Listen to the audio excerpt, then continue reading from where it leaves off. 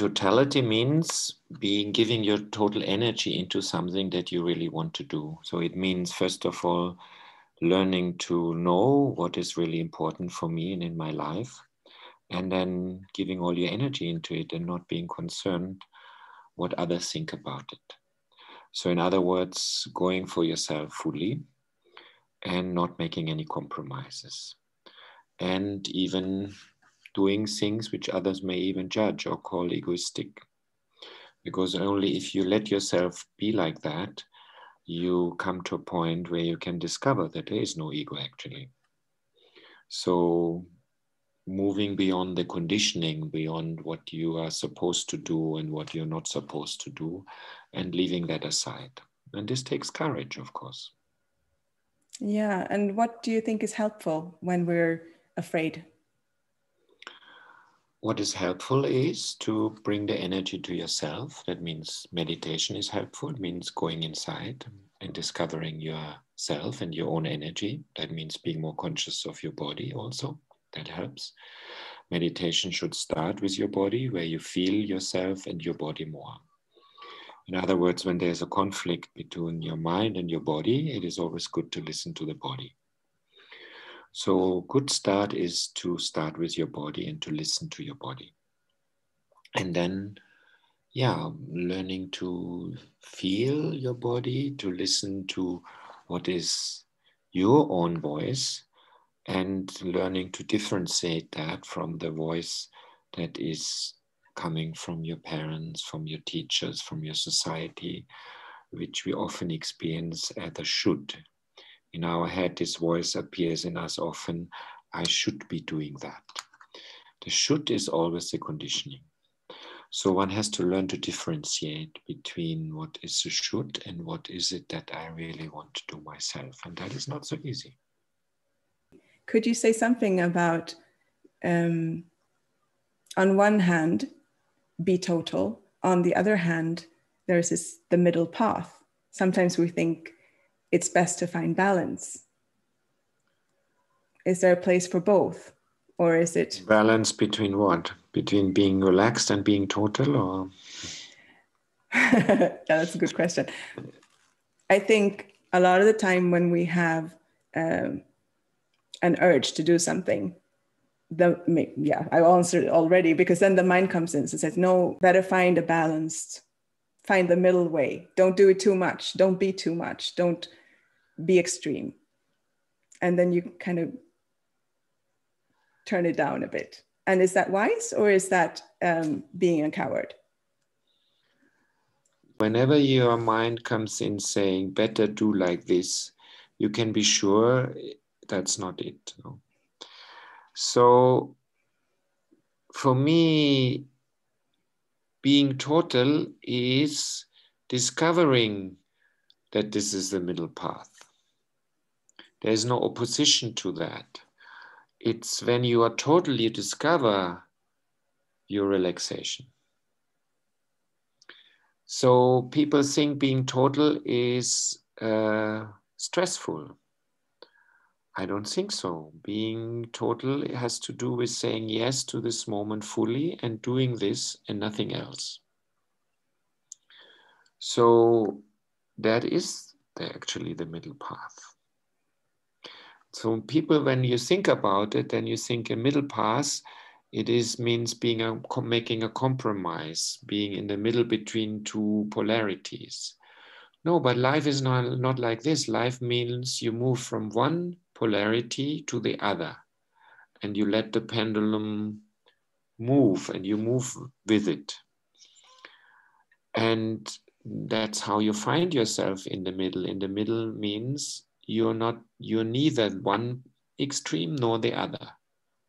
You are, let's say, you are the witness, you're the observer of both polarities.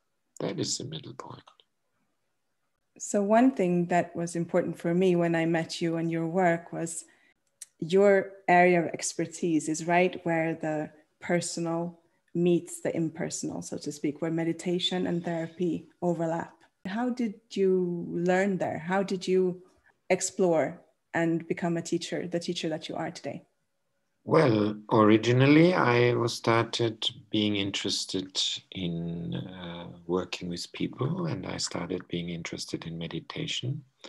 So I started doing courses and groups, and I found on my research, I found a master, Osho, who taught me how to, listen more to myself basically, and not being concerned with success and being having money or going for ambition, not being concerned with that, but being concerned with what is the important values for you in your life to get your priorities right.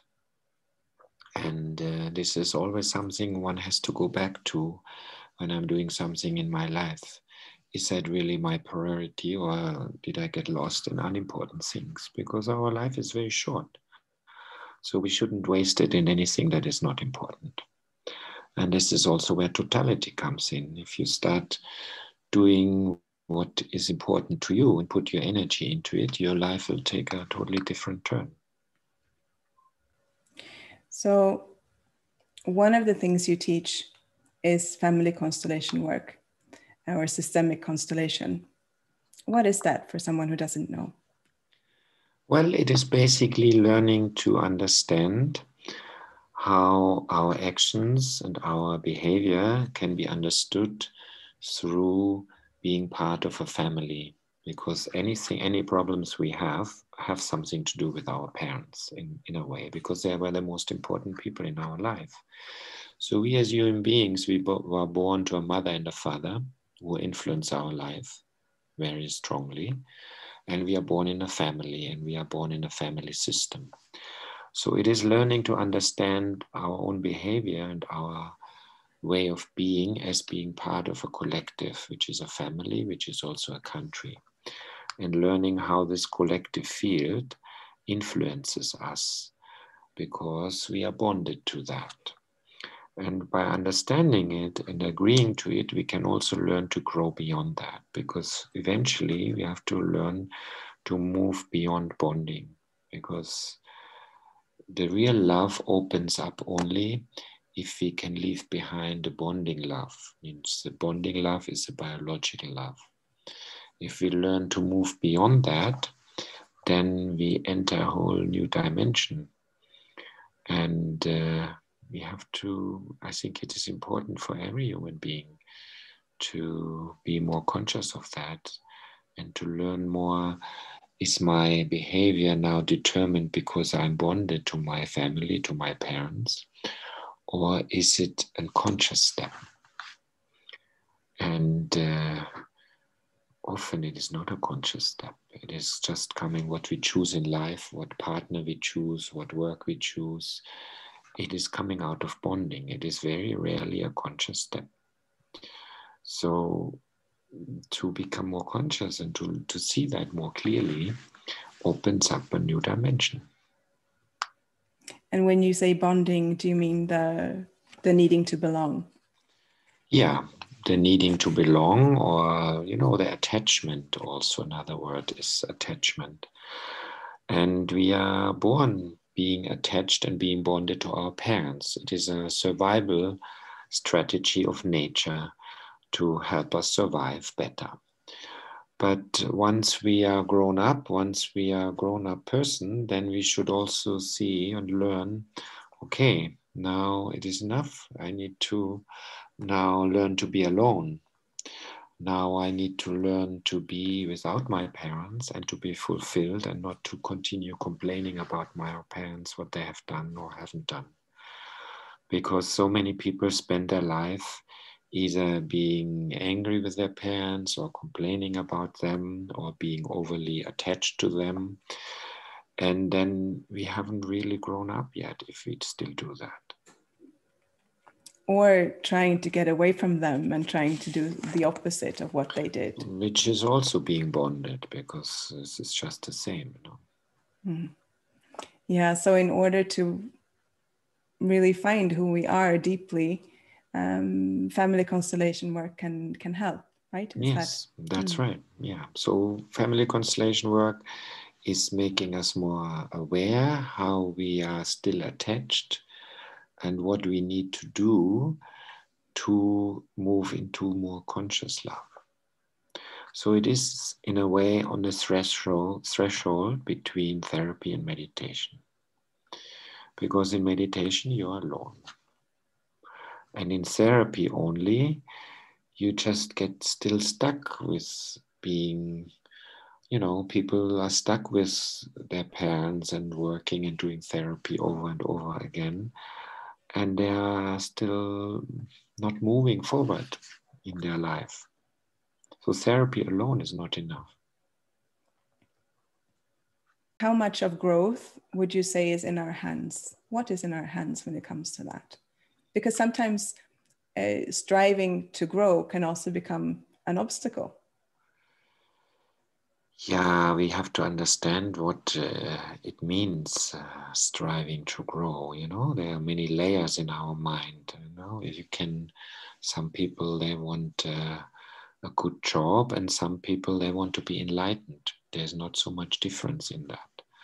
So we have to understand what a desire is, and whether you have a material desire or a spiritual desire, it doesn't make any much difference. So we have to understand the layers of our mind. Then you may discover that there is something which is not a desire, which is more maybe a longing of the heart, which is not exactly a desire. And we have to learn to be in touch with that, which is a much deeper place within us.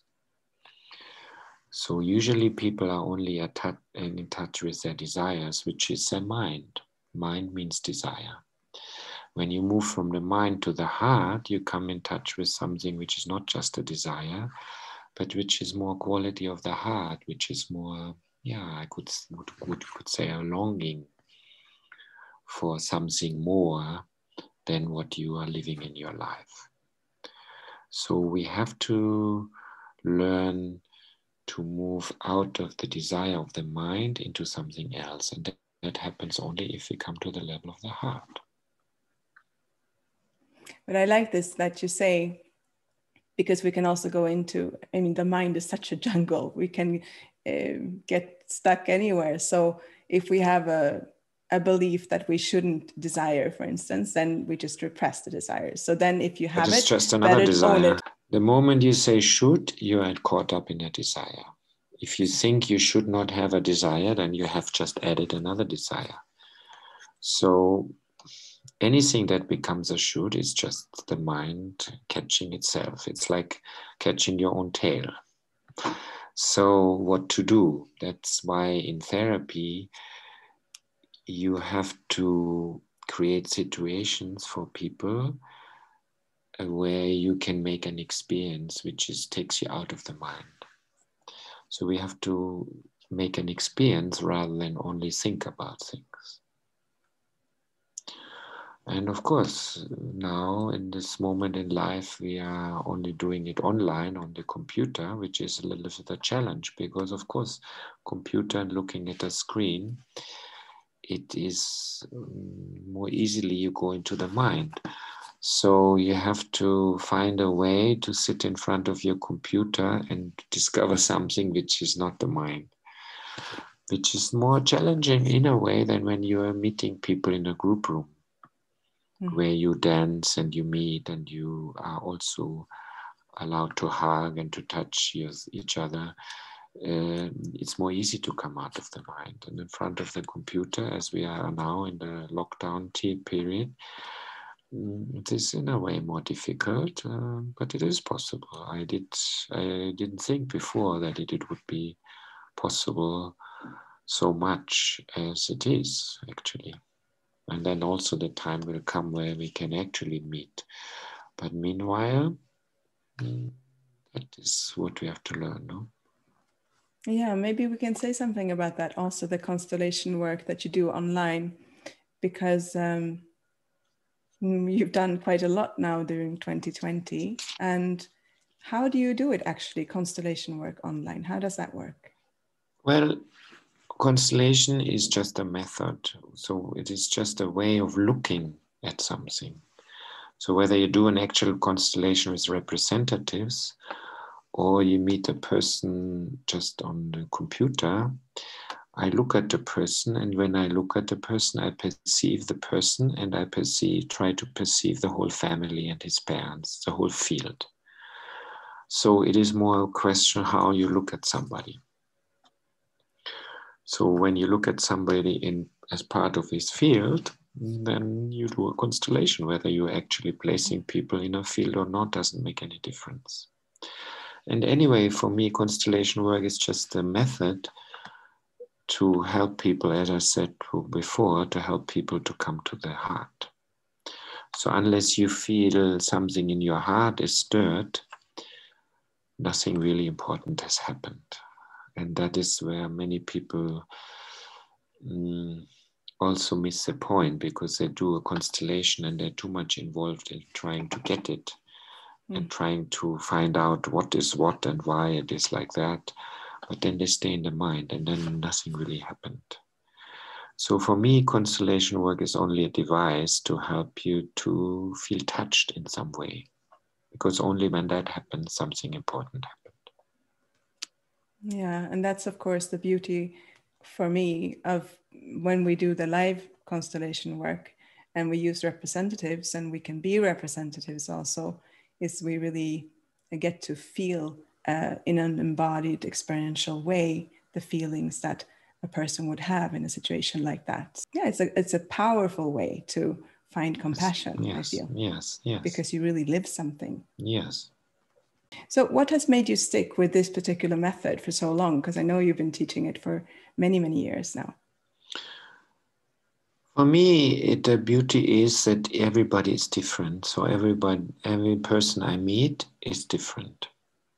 So as in constellation work, you do a whole series of individual sessions in a way, and everybody you meet is a different person. Even the method is the same, or the basic family laws are, of course, universal. But everybody is different. Even so, issues look similar, they are not. So that makes it interesting, because every new person you meet is something new. So you discover something new, some unique way of being human, being in this body, being alive. And I find that interesting. It's more, there's so much to discover. It's like when you go to a field, every flower is different. So if you get involved in each flower, you see all the differences and all the beauty. And everybody has his own unique beauty. So for me, I feel blessed that I can witness that or be part of that work to discover everybody's beauty. I think that is fascinating. Maybe that's what makes you a really excellent gardener. Do you have an example of something you learned using family constellation that would have been difficult to learn otherwise? What I learned from family constellation especially is that if you understand somebody in the context of his family, and you understand why a person behaves and is in a certain way, then by itself, your heart opens. That means you start feeling love for that person. Even before, you may think, oh, I don't like this person. And then you may even have some judgments. And then you, on top of it, you think, oh, judgment is bad, I shouldn't judge. And then you try not to judge, but it doesn't work. So rather than doing that, in family constellation, you don't do anything. You just try to understand the person in his life context, in his context, how he was brought up, in his family past, and you start understanding. And then without doing anything, you then feel a certain compassion and love coming up for you towards that person. And I think that's beautiful, because it means now your love is spontaneous happening. It's not an effort that you have to try to feel compassion for somebody. That's always fake in a way, because how can you make yourself love somebody? So for me, that is a great learning. So you open yourself, you understand more about others, And you start feeling more compassion and love for others, and also for yourself, of course, because you also understand your own behavior in that context.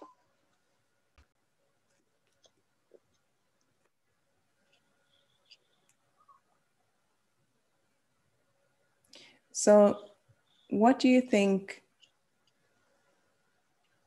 makes us more able to handle difficulty and pain, for instance? Because there is always pain in each one of our lives. In every destiny we look at, in Constellation or in life, there is always pain.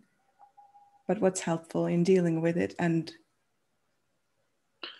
well, in general, what is helpful dealing with pain is to understand that pain is also part of life, and to be less identified with yourself, with your own body, and being less identified that with your own family also. Because in bonding, we are very identified actually with our family, with our parents, and then with yourself also. So if you just learn that your parents are just the two people that gave you this body and brought you into this world, and you're less identified, less feeling my mother, my father, but just seeing this man and this woman are the two people who brought you into this world, and you leave the my and mine a little bit behind, something is actually more open to the whole of existence. And then you're also less identified with yourself, because your body is also not your body, you know. It is also just a house that you're living in for a certain time being.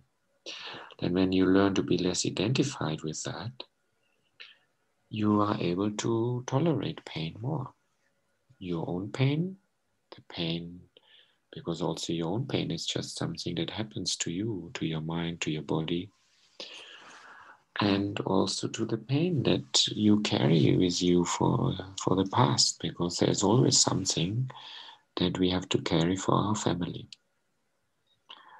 And then we don't try to get rid of it anymore, but we find more an acceptance and an agreement to what we have to carry in this life, which is beautiful. No?